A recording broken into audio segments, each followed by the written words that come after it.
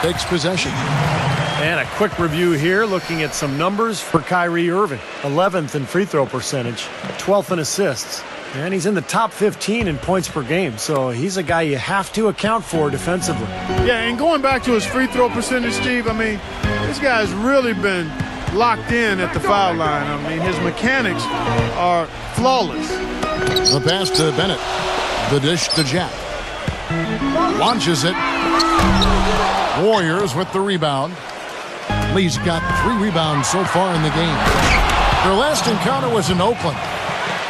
Boy, it was an impressive turnaround for Mark Jackson and the Warriors last season. I mean, his promise of making the playoffs didn't come together in his first season at the Controls, but in year 2, they got it done. And I tell you what, most thought Mark would be a really outstanding coach, and he's well on his way to making that a reality.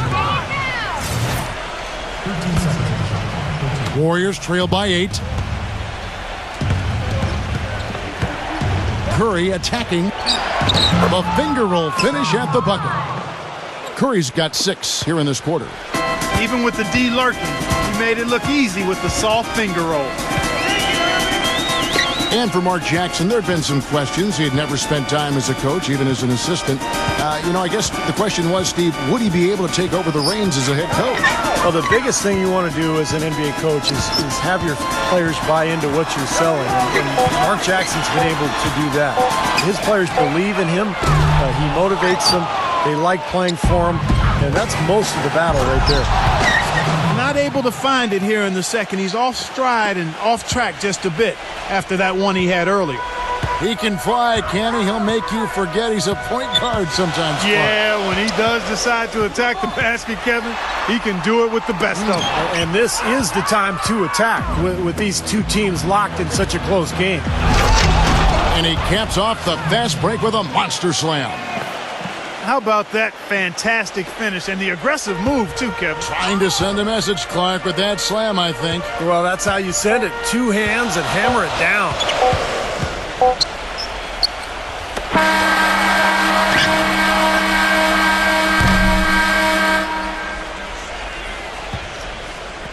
And a tight game here as we end the first half. Cavaliers ahead.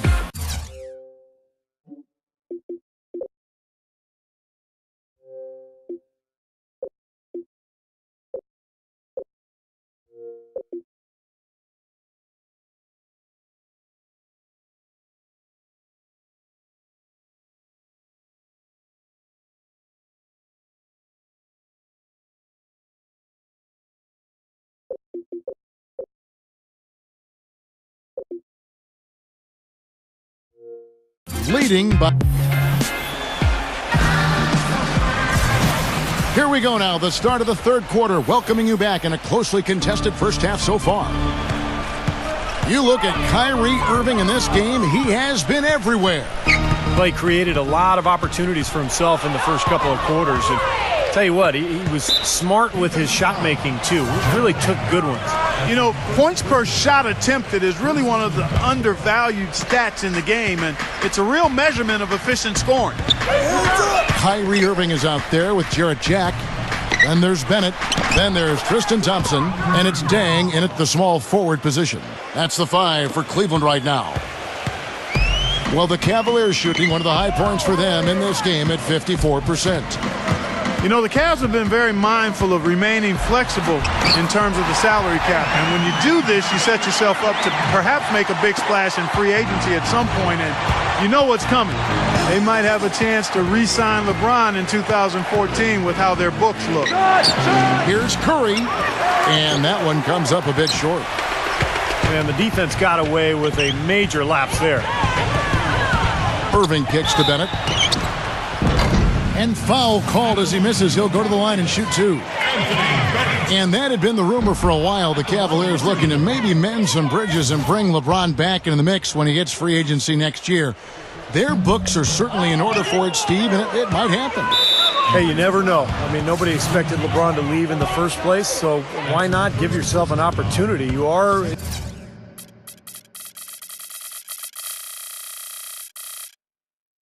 in his backyard in terms of LeBron's hometown. So I like what the Cavs have done. They've added young talent, but they've maintained flexibility just in case. Cavaliers leading. Looking ahead, they've got the Jazz coming into town for the next game. And that game is the second of 2 straight at home. Tries to save it. Out of bounds, Golden State takes possession.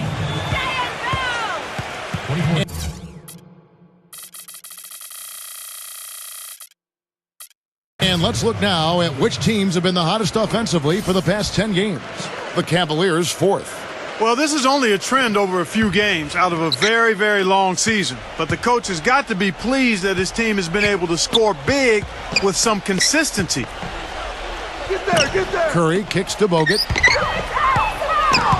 Back to Curry.